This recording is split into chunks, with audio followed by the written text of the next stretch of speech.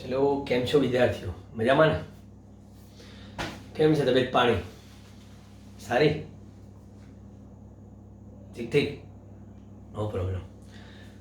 કારણ કે છૂટકો તો છે નહીં ભણ્યા વગર. લોકડાઉન હોય કે ના હોય, ઓનલાઈન ભણવાની મજા આવે છે ને? બસ તમને મજા આવે એટલે અમને મજા આવે, બીજું તો કંઈ નહીં. હવે આપણે કેપેસિટરની જોરશોરથી ચર્ચા ચાલુ કરી દીધી છે. કેપેસિટર પાર્ટ 1 પૂરો કર્યો આપણે કે કેપેસિટર શું છે, વિદ્યુત ભારનો સંગ્રહ કરતી આ એક રચના, બરાબર. એક ગોળાને પણ કેપેસિટર કહી શકાય. પછી આપણે એક પ્લેટ કે જેને ધન વિદ્યુત ભારિત કરી, બરાબર. અને એમાં એક લિમિટ હતી કે કોઈ પણ પ્લેટ ઉપર અમુક મર્યાદામાં વિદ્યુત ભાર સંગ્રહ કરી શકાય. કારણ કે વિદ્યુત ભાર વધતો જાય તો વિદ્યુત સ્થિતિમાન વધતું જાય, વિદ્યુત સ્થિતિમાન વધતું જાય તો વિદ્યુત ક્ષેત્ર વધતું જાય. અમુક મર્યાદામાં વિદ્યુત ક્ષેત્ર વધે તો પ્રબળ થતા વિદ્યુત ભાર જે સંગ્રહ થયેલો એ લીકેજ પણ થવા માંડે. એટલે આપણે બાજુમાં વિદ્યુત સ્થિતિમાન ઘટાડવા માટે એક પ્લેટની બાજુમાં આપણે બીજી પ્લેટ મૂકી દે, વાહક પ્લેટ. પણ એ વાહક પ્લેટ વિદ્યુતીય તટસ્થ હતી, એટલે બાજુની ધન વિદ્યુત ભારિત પ્લેટના લીધે એ પ્લેટનો ઋણ વિદ્યુત ભાર એ ધન વિદ્યુત ભારિત પ્લેટની નજીક પ્રેરિત થયો, એટલે બીજી પ્લેટ ઉપર. અને એનો ધન વિદ્યુત ભાર બીજી પ્લેટના લીધે અપાકર્ષાઈને દૂર ગયો અને એને આપણે અર્થિંગ આપી દીધું, એટલે જમીનમાં એ વિદ્યુત ભાર ઉતરી ગયો. આવી કંઈક ચર્ચા આપણે કરી દઈએ. હવે આ ચર્ચાના નિચોડ પરથી આપણે એક ક્વેશ્ચન લેવાનો છે. કે આપણા કોર્સમાં આપણે આ કેપેસિટર લેવાના છે, સમાંતર પ્લેટ વાળું કેપેસિટર. સમાંતર પ્લેટ વાળું કેપેસિટર લેવાનું છે આપણે. સમાંતર પ્લેટ વાળા કેપેસિટરમાં શું, તો કે બે એકબીજીને સમાંતર એવી વાહક પ્લેટ લેવામાં આવે. આ બે પ્લેટ વચ્ચેનું અંતર એ પ્લેટના ક્ષેત્રફળની સાપેક્ષે ઘણું જ ઓછું રાખવામાં આવે છે. આ બે પ્લેટ વચ્ચેનું પ્લેટ કહીએ આને A અને આ કહીએ પ્લેટ B. આ પ્લેટ ઉપર આપણે વિદ્યુત ભાર પ્રસ્થાપિત કરવાનો છે, એટલે કે સંગ્રહ કરવાનો છે. આ સંગ્રહિત વિદ્યુત ભાર જેને કહીએ છીએ આપણે પ્લસ ક્યુ, બરાબર. એટલે પ્લસ ક્યુ. હવે અહીંયા આગળ આ પ્લેટ ઉપર માઇનસ ક્યુ વિદ્યુત ભાર પ્રેરિત થશે. કારણ કે આ ધન દ્વારા એટલા જ ઋણ આકર્ષાશે. અને આપણને ખબર છે, પછી આપણે દરેક વખતે આવું અર્થિંગ બતાવવાની જરૂર નથી. આપણે સમજી જઈશું કે આ પ્લેટ પરના એટલે બીજી બે પ્લેટ પરના ધન વિદ્યુત ભાર એ અર્થિંગ થઈ જશે. એટલે આ પ્લસ ક્યુ વિદ્યુત ભાર આ પ્લેટ ઉપર ચાર્જ થયો. આ બે પ્લેટ વચ્ચેનું અંતર આપણે ડી એ પ્લેટના ક્ષેત્રફળની સાપેક્ષે અવગણી લીધું. આ બે પ્લેટની વચ્ચે આપણને એક સમાન એવું વિદ્યુત ક્ષેત્ર ઉત્પન્ન થશે. સમાન. અને એ સમાન વિદ્યુત ક્ષેત્રનું મૂલ્ય કેટલું, તો જોઈ લો કે એક પ્લેટના લીધે ઉદ્ભવતું વિદ્યુત ક્ષેત્ર સિગ્મા બાય 2 એપ્સિલોન 0. બીજી પ્લેટમાં આપણે નેગેટિવ ચાર્જ આવ્યો તો એનું પણ સિગ્મા બાય 2 એપ્સિલોન 0. બંનેનું વિદ્યુત ક્ષેત્ર એક જ દિશામાં, એટલે પરિણામી એવું વિદ્યુત ક્ષેત્ર એ કેટલું આવશે, તો કહે છે કે વિદ્યુત ક્ષેત્ર E બરાબર બે પ્લેટની વચ્ચે સિગ્મા બાય એપ્સિલોન 0 જેટલું મળશે. હવે તમને ખબર છે કે વિદ્યુત ક્ષેત્ર અને વિદ્યુત સ્થિતિમાન વચ્ચેનો સંબંધ એટલે શું છે, E બરાબર dV બાય dr. શું લીધું, માત્ર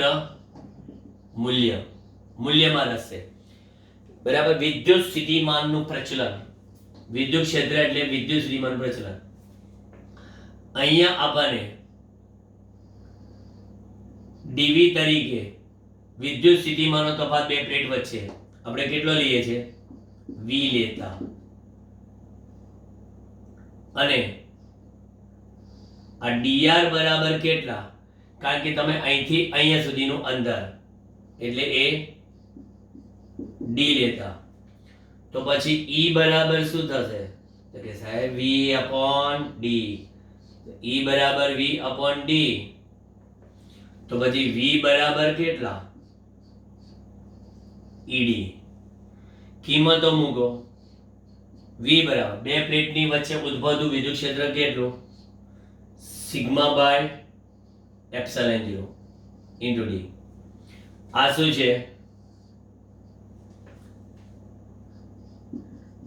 એ પ્લેટ પર પ્રસ્થાપિત એવી વિદ્યુત ભારની પૃષ્ઠ ઘનતા, એ પ્લેટ પર પ્રસ્થાપિત એવા વિદ્યુત ભારની પૃષ્ઠ ઘનતા સિગ્મા બરાબર q બાય a. a એટલે કોણ? બધાને ખબર છે, પ્લેટનો ક્ષેત્રફળ. મેં કીધો કિંમત v બરાબર સિગ્માની જગ્યા પર q, અને એપ્સિલોન 0 તો છે જ, અને પાછા a, અને ઇન્ટુ કેટલા? d. આ આપણું ઇક્વેશન આટલે સુધી પહોંચ્યું. હવે આને લખવું હોય કે q બાય v બરાબર કેટલા? q upon v. સાહેબ એપ્સિલોન 0 a અપોન d લખાય, પરંતુ q બાય v ને શું કહેવાય? c. એટલે કે સમાંતર પ્લેટ એવા કેપેસિટરનું કેપેસિટન્સ, સમાંતર પ્લેટ વાળા કેપેસિટરનું કેપેસિટન્સ. તો c બરાબર કેટલા? Epsilon 0 a upon d. પણ એક કામ કરીએ આપણે, q બાય v ને આપણે કહીએ c0, એટલે આ થઈ ગયું c0. હવે c0 કેમ લખ્યું તમને કહું, બરાબર? c0 એટલા માટે કે બે પ્લેટ વચ્ચે હવા કે શૂન્યાવકાશ છે, બરાબર? બે પ્લેટ વચ્ચે હવા કે શૂન્યાવકાશ છે, એટલે આના માટે આપણે આ લખ્યું છે એપ્સિલોન 0. જો બે પ્લેટ વચ્ચે કોઈ માધ્યમ હોય એટલે ડાઇલેક્ટ્રિક મીડિયમ મૂકીએ તો પછી એપ્સિલોન મૂકવું પડે. જો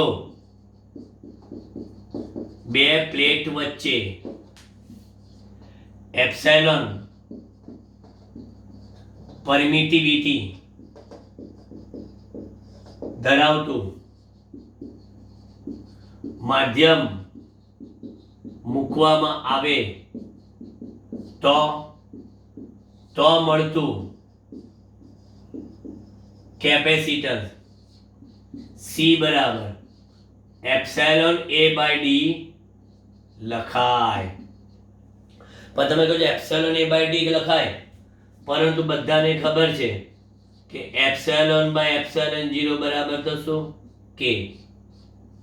તો ઇમ્પ્લાઇઝ એપ્સિલોન બરાબર શું? k epsilon 0. મેકી દો તો c બરાબર એપ્સિલોન જગ્યા પર k epsilon 0 a upon d. તો આના પરથી એવું લખી શકાય કે માધ્યમમાં કેપેસિટન્સ હવામાં હોય એના કરતા k ગણું મળે, બરાબર? આ થઈ ગઈ સમાંતર પ્લેટ વાળા કેપેસિટન્સની ચર્ચા. મોસ્ટ આઈએમપી થિયરીમાં કહેવાય છે આ કે સમાંતર પ્લેટ વાળું કેપેસિટર સમજાવો. આકૃતિ વર્ણન હું બોલ્યો તમને આખો કે એકબીજાને સમાંતર એવી બે પ્લેટ લેવામાં આવે છે ધાતુની, એટલે કે વાહક પ્લેટ. આ બે પ્લેટ વચ્ચેનું અંતર d એ પ્લેટના ક્ષેત્રફળની સાપેક્ષે બહુ જ ઓછું રાખવામાં આવેલું છે. આ બે પ્લેટ વચ્ચે ઉદ્ભવતા વિદ્યુત ક્ષેત્ર કે જે વિદ્યુત સ્થિતિમાનનું પ્રચલન આપે એ કેટલું, તો કે સિગ્મા બાય એપ્સિલોન 0. કેમ? કારણ કે એક પ્લેટના લીધે ઉદ્ભવતું વિદ્યુત ક્ષેત્ર કયું, તો કે સિગ્મા બાય 2 એપ્સિલોન 0. કારણ કે જો સેપરેટ પ્લેટની વાત કરવી હોય ને તો આ સેપરેટ પ્લેટની વાત, બરાબર, આ પણ સેપરેટ પ્લેટની વાત. આ કઈ પ્લેટ બી કે જે કેવી છે, નેગેટિવ. આ કઈ પ્લેટ, આ પોઝિટિવ. કઈ પ્લેટ, આ એ. બરાબર, જો બંનેનું બતાવો. અચ્છા, આખો ટુકડો આનું વિદ્યુત ક્ષેત્ર આ રીતે આ બાજુ, તો આનું વિદ્યુત ક્ષેત્ર એ દાખલ થતું આ બાજુ. આ કેટલું, સિગ્મા બાય 2 એપ્સિલોન 0. આ કેવું, સિગ્મા બાય 2 એપ્સિલોન 0. તો પરિણામી વિદ્યુત ક્ષેત્ર કેટલું, sigma by 2 epsilon 0. Sigma by 2 epsilon 0 એટલે E બરાબર કેટલું, સિગ્મા બાય એપ્સિલોન 0. એટલે આ તમને આ રફ કામ કરીને સમજાવી દીધું. એટલે એ બે પ્લેટ વચ્ચેનું વિદ્યુત ક્ષેત્ર જે સમાંગી છે, સમાન વિદ્યુત ક્ષેત્ર છે, એ મેં બતાવ્યું. બસ પછી મેં મૂકી દીધું કે બે પ્લેટ વચ્ચે વિદ્યુતમાનનો તફાવત જો V હોય અને બે પ્લેટ વચ્ચેનું અંતર D હોય તો E બરાબર V બાય D. તો V બરાબર ED. E ની કિંમત sigma by epsilon 0 into D. Sigma બરાબર Q બાય A મૂક્યા, કારણ કે સિગ્મા એટલે ધન પ્લેટ પરનો વિદ્યુત ભારની પૃષ્ઠ ઘનતા, એટલે કે વિદ્યુત ભાર ભાગ્યા ક્ષેત્રફળ પ્લેટનું. એટલે V બરાબર Q by epsilon 0 A into D. પછી આપણે Q બાય V ના પદમાં લખવા માટે લખ્યું કે એપ્સિલોન 0 A બાય D. પણ Q બાય V એટલે તો સમાંતર પ્લેટનું સમાંતર પ્લેટ કેપેસિટર. પછી તો C0. કેમ મેં C0 લખ્યું? કારણ કે આપેલ બે પ્લેટ વચ્ચે હવા કે શૂન્યાવકાશ છે એટલા માટે મેં એ લખ્યું, બરાબર. અને જો બે પ્લેટ વચ્ચે હવા કે શૂન્યાવકાશ જગ્યા પર જો એપ્સિલોન પરમિટિવિટી ધરાવતું માધ્યમ હોય તો પછી કેપેસિટન્સ C બરાબર એપ્સિલોન A અપોન D, બરાબર. અને એપ્સિલોન જગ્યા પર એપ્સિલોન 0 K લખાઈ ગયું. તો ફાઇનલી તમને મળ્યું કે માધ્યમમાં મળતું કેપેસિટન્સ એ હવાના માધ્યમના કેપેસિટન્સ કરતા K ગણું હોય. ક્લિયર? ચાલો જોઈ લો કમ્પ્લીટ.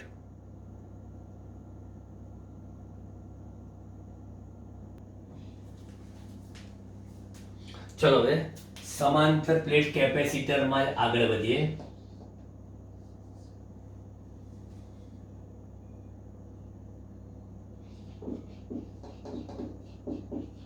સમાંતર પ્લેટ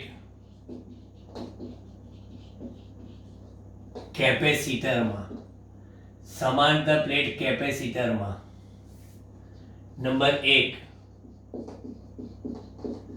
બે પ્લેટ વચ્ચે T જાડાઈનું ડાઇલેક્ટ્રિક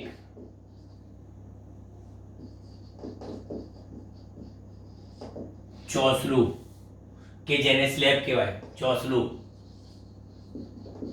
મૂકતા, બે પ્લેટ વચ્ચે T જાડાઈનું ડાઇલેક્ટ્રિક ચોસલું મૂકતા, તો આપણી પાસે આ એક પ્લેટ અને આ બીજી પ્લેટ. બરાબર સમજો. હવે આ જે ચર્ચા છે ને એકચ્યુઅલી કોમ્પિટિટિવ લેવલની છે, સ્પર્ધાત્મકની. પાઠ્યપુસ્તક પ્રમાણે તો C બરાબર એપ્સિલોન 0 A બાય D પતી ગયું. હવે આપણે અહીંયા આગળ આ બે પ્લેટની વચ્ચે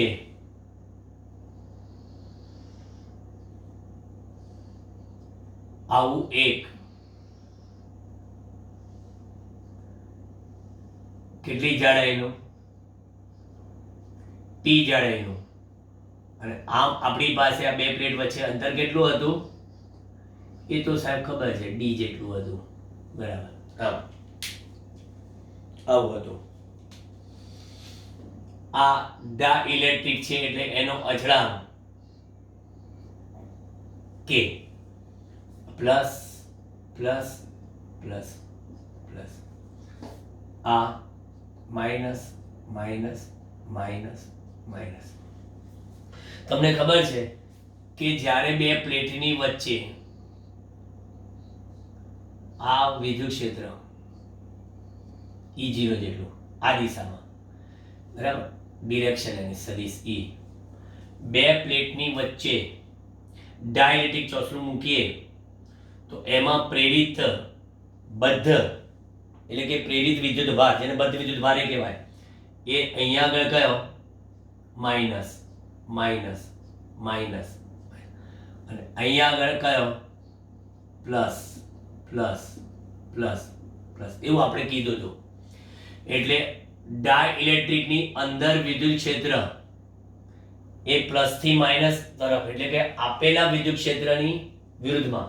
પણ એ કેટલું હોય તમને ખબર છે કે ડાઇલેક્ટ્રિકની હાજરીમાં મળતું વિદ્યુત ક્ષેત્ર એ હવામાં મળતા વિદ્યુત ક્ષેત્રના k માં ભાગનું હોય, એટલે E0/k હોય. હવે બે પ્લેટ વચ્ચેનો વિદ્યુત સ્થિતિમાનનો તફાવત, બે પ્લેટ વચ્ચે મળતો વિદ્યુત સ્થિતિમાનનો તફાવત V બરાબર કેટલો? તો પહેલા E0 હોય તો E0 ને ધ્યાનમાં લો, તો એના માટે ખાલી પોર્શન કયો? કારણ કે T જગ્યા તો રોકાઈ ગઈ, તો હવાવાળો પોર્શન માત્ર કયો? કે D - T, અને એ હવાવાળા પોર્શનમાં વિદ્યુત ક્ષેત્ર કેટલું? E0 ગુણ્યા અંતર કેટલું? D - T. તમને ખબર છે કે વિદ્યુત સ્થિતિમાન એટલે વિદ્યુત ક્ષેત્ર ગુણ્યા અંતર.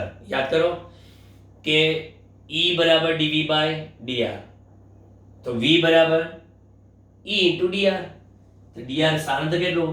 D - T જેટલું, અને વત્તા ડાયરેક્ટ ચોસલામાં કેટલું? તો કે સાહેબ એનું વિદ્યુત ક્ષેત્ર E0/k છે, પણ એનું અંતર કેટલું? તો કે T છે. ચલો ક્લિયર અહીં સુધી? ચલો નો પ્રોબ્લેમ. એટલે V બરાબર અહીંયા કોમન નીકળશે E0, અને બ્રેકેટમાં અહીંયા D - T પ્લસ T/k લખાય. D - T plus T/k, E0 બહાર નીકળી જાય. માટે સોરી, V બરાબર E0 એટલે સિગ્મા/ε0, E0 એટલે સિગ્મા/ε0,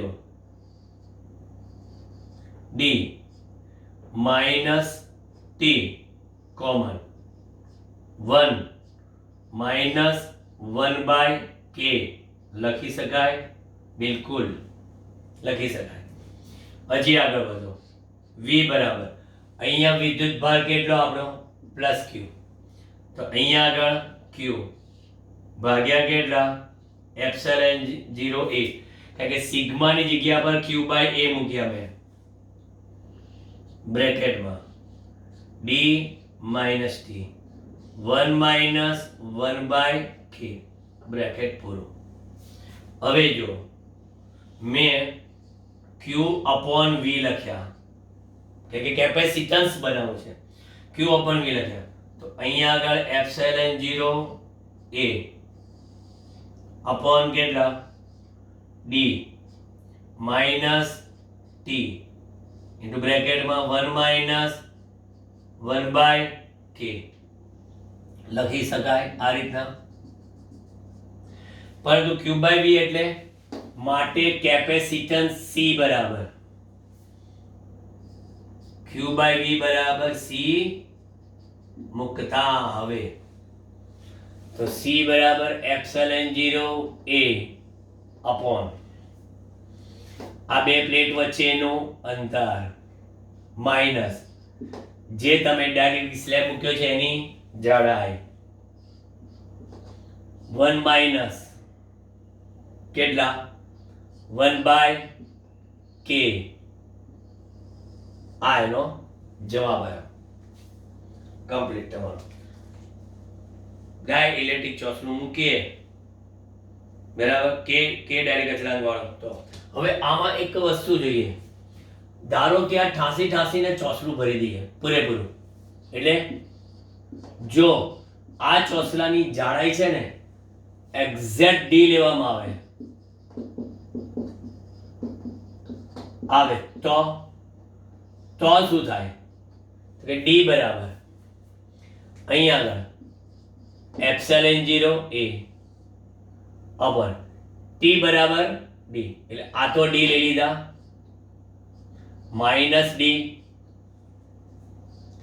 1 માઇનસ 1 બાય કે સાદુરૂપ આપું છું ખાલી સમજવા માટે epsilon 0 a D minus D plus D by કે કૌંસ શૂન્ય પાડ્યો આ ડી કેન્સલ એટલે epsilon 0 a upon D into કેટલા કે ઉપર ગયા તો પછી સી બરાબર જોઈ જ લો શું લખાશે બરાબર જ્યાં C0 બરાબર એપ્સિલોન 0 a अपॉन ડી હમણાં જ આપણે વાત કરી હતી ભાઈ ડાઇલેક્ટ્રિકની હાજરીમાં આવું થાય. હવે આ જ વસ્તુમાં આપણે બીજું જોઈએ બે પ્લેટ વચ્ચે એટલે સમાંતર પ્લેટ કેપેસિટરના કેપેસિટન્સમાં થતા ફેરફાર બતાવું છું. બે પ્લેટ વચ્ચે ટી જાડાઈનું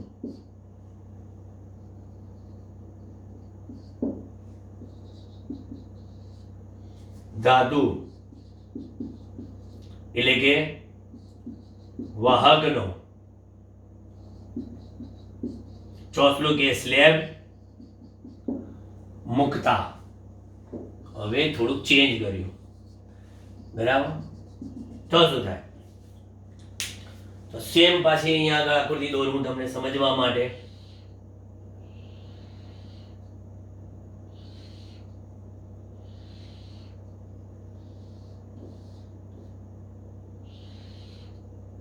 અહીં આગળ આપણે આ મૂકી દીધો ધાતુનો ટુકડો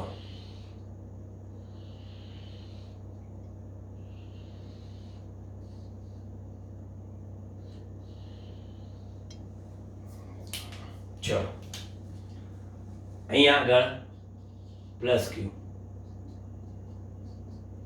આ માઇનસ ક્યુ એટલો છે બરાબર આપણને ખબર છે કે આનું વિદ્યુત ક્ષેત્ર E0 આ બાજુ અને આ છે ધાતુ ડાઇલેક્ટ્રિક હોય બરાબર તો E0 બાય k હોય પણ ધાતુ હોય તો ધાતુની અંદર વિદ્યુત ક્ષેત્ર કેવું હોય 0 કારણ કે તમને ખબર છે કે કોઈ પણ સુવાહકની અંદર વિદ્યુત ક્ષેત્ર કેવું હોય છે 0 હોય છે તો માટે V બરાબર આ જાડાઈ કેટલી તમારી હતી કે ટી હતી બરાબર અને આ ટોટલ જાડાઈ કેટલી છે એટલે બે પ્લેટ વચ્ચેનું અંતર ડી છે તો પછી મને અહીંયા આગળ વિદ્યુત સ્થિતિમાનનો તફાવત V કેટલો મળે જેમ અહીંયા આગળ આ બે હતા પણ હવે તો એક જ રહેશે કયું E0 into D minus T કારણ કે આટલો પોર્શન બાદ થઈ ગયો બરાબર એમ પેલામાં તો અંદર વિદ્યુત ક્ષેત્ર હતું એટલે એ લેવું પડ્યું હતું પણ અહીંયા નથી તો આ હવે V બરાબર ફરી પાછું sigma by epsilon 0 D minus T same હજી આગળ વધો V બરાબર Q by epsilon 0 a sigma જગ્યા પર Q by D minus T માટે Q બાય V બરાબર કેટલા epsilon 0 a upon D minus T લખાય એટલે આના બરાબર શું લખતા પાછું આના બરાબર કેપેસિટન્સ C લખો એપ્સિલોન 0 a upon D ને હું કોમન કાઢું તો 1 minus T upon D લખાય બરાબર 1 minus T upon D બરાબર અહીં આગળ તો પછી આનો અર્થ એવો થયો કે સી બરાબર આ એપ્સિલન 0 બાય ડી બરાબર તો C0 upon 1 minus T by D. આ બધા સૂત્રો કોમ્પિટિટિવ લેવલે બહુ કામ લાગશે. બરાબર, આ જે તમને બતાવ્યું ને એ આપણ કોમ્પિટિટિવ લેવલે બહુ કામ લાગ્યા. અવકાશમાં ખબર હતા. હવે આમાં કોઈ પૂછે કે જો આ ધાતુ પૂરેપૂરું કેપેસિટરમાં ભરી દઈએ, ટી બરાબર ડી લેવામાં આવે તો સાહેબ ટી બરાબર ડી લેવામાં આવે તો 1 માઇનસ 1 0, તો સી બરાબર ઇન્ફિનિટી થાય, કેપેસિટન્સ અનંત બની જાય. ચાલો, ઘણી વખત એવું કે કેપેસિટરની બે પ્લેટ વચ્ચે ધાતુનો તાર જોડી દીધો. બરાબર, તે જ થયું. અહીંયા આગળ કમ્પ્લીટ આપણે ધાતુનું ચોસલું ફિટ કરી દીધું. આમાં એવું જ કર્યું, પહેલા ટી જડાય પછી ફિટ, ટી જડાય પછી ફિટ. આ સિવાયનો બીજો કોઈ આમાં કોન્સેપ્ટ આવતો નથી. પણ યાદ રાખવાનું કે આ જે ડાઇઇલેક્ટ્રિક જે છે આમાં ત્યાંમાં એ કેવી રીતે મૂકેલા છે, કેવી રીતના જાડાઈના છે, એની ઉપર તો હજી આગળ ચર્ચા આવશે, પણ એ દાખલામાં અને કોમ્પિટિટિવ લેવલમાં આ બરાબર નજર મારી દો.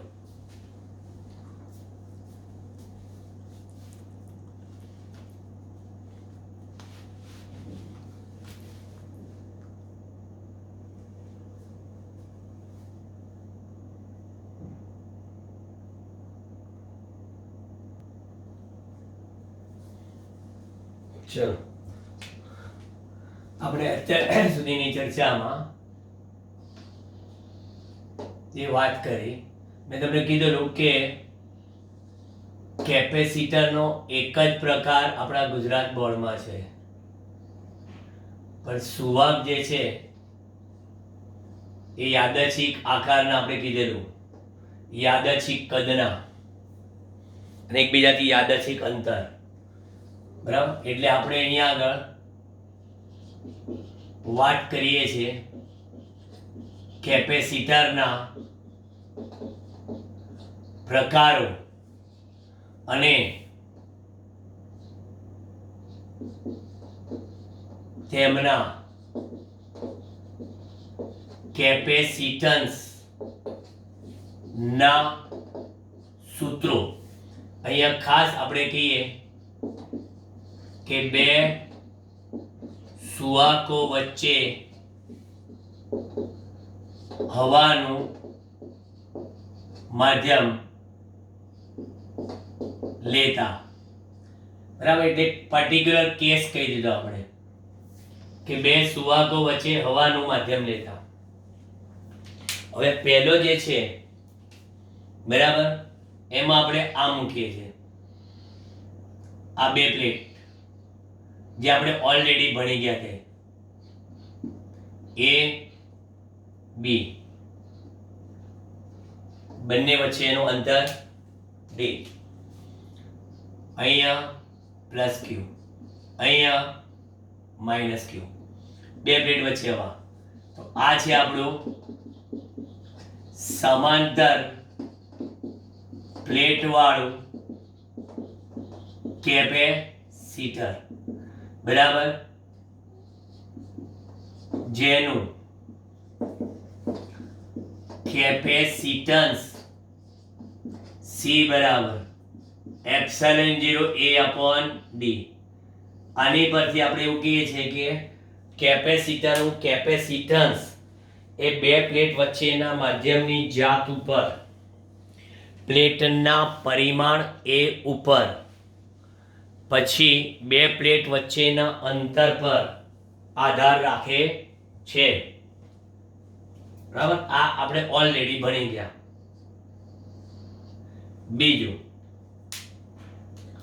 બીજું આપણે કહીએ છીએ આવું,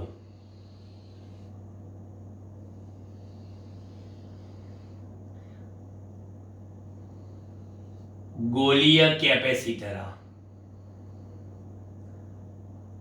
ગોલીય કેપેસિટરમાં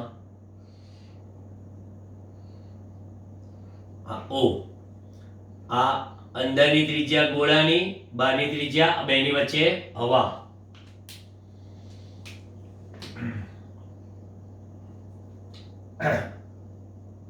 અહીં આગળ માઇનસ ક્યુ આ પ્લસ ક્યુ, એટલે આ પ્લેટ એ અને આ પ્લેટ બી, બરાબર, બહારની પ્લેટ બી. તો અહીં આગળ ગોળીય કેપેસિટર, આ સમાંતર પ્લેટ વાળું કેપેસિટર, આ ગોળીય કેપેસિટર જેનું કેપેસિટન્સ, ગોળીય કેપેસિટર, બરાબર, જેનું કેપેસિટન્સ આપણે કેટલું લેવાના, C બરાબર 4 પાઈ epsilon 0 AB upon A minus B. તો 4 પાઈ એપ્સિલોન 0 ને તમે નીચે લખીને પણ કહી લેવા વાર B ની કિંમત મોટી છે, સોરી, હા, બહાર જે ગોળો છે એ એની ત્રિજ્યા B અને અંદરનો ગોળો છે એની ત્રિજ્યા A અને બેની વચ્ચે છે હવાનું માધ્યમ એટલે એપ્સિલોન 0.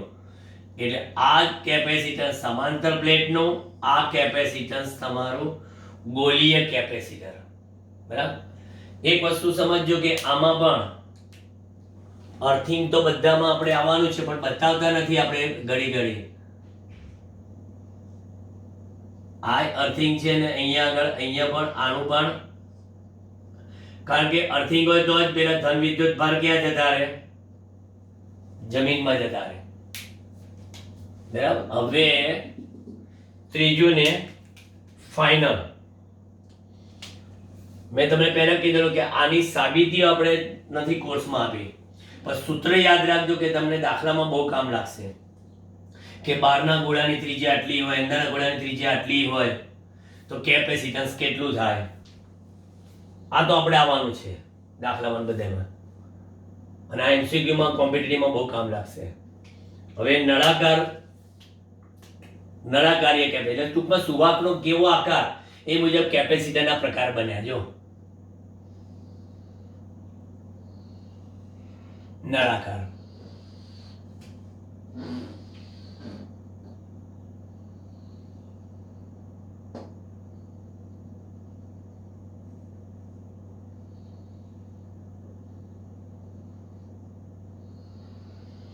આખું આ રીતના.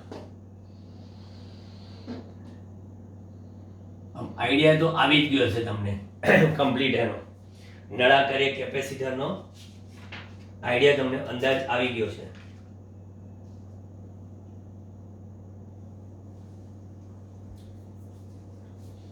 આ લેન્થ એની L. હવે જો ત્રિજ્યામાં ધ્યાન રાખજો, એથી આખી આ અક્ષ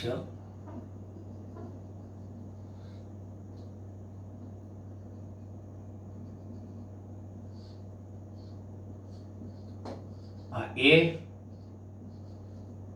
અને આ B, અહીંયા પણ આ પ્લેટ B A, બરાબર. એટલે અહીંયા વિદ્યુત ભાર Q અને અહીં વિદ્યુત ભાર માઇનસ Q. જ્યાં માઇનસ Q છે તે આપણે શું આપી દઈએ છીએ, અર્થિંગ આપી દઈએ છીએ એ પ્લેટને. એ તો આપણે દરેકમાં બોલ્યા જ હતા, બરાબર. આકૃતિ ઇમ્પોર્ટન્ટ નથી, બરાબર, figure is not important. Final જે સૂત્ર છે ને એ અગત્યનું છે. હવે અહીંયા આગળ નળાકાર કેપેસિટર, બજારમાં આવા બધા જુદા જુદા કેપેસિટર મળતા હોય છે જેનું કેપેસિટર C કેટલું, 2 પાઈ એપ્સિલોન 0, એની કિંમત 2 pi epsilon 0 natural logarithm of b by a. આ નેચરલ લોગેરિધમ છે એટલે પ્રાકૃતિક લોગનો પાયો એ રીતે લખેલું છે. અને આમ પણ લખાય, આ એટલે log base e, b by a પણ લખાય, અથવા દાખલામાં ગણતરી જ કરવી છે તો 2.303 વડે ગુણાઈ જાય અને એની ગુણ્યા log base 10 b by a થાય. આ તમારું નળાકારીય કેપેસિટરના કેપેસિટન્સની ફોર્મ્યુલા ધ્યાન રાખજો ખાસ.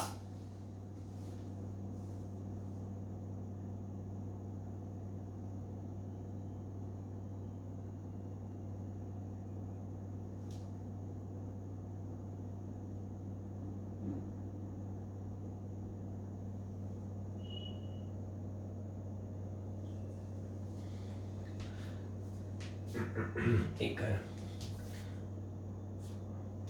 અહીં લેન્થ લેવાની તો સોરી લેન્થ નો ઉપયોગ જ ના આવ્યો.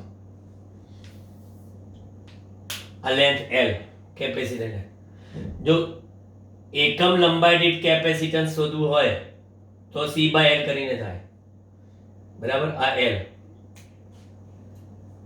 કરેક્શન કરી લેજો. 2 pi epsilon 0 L upon 2.303 log base 10 b by a.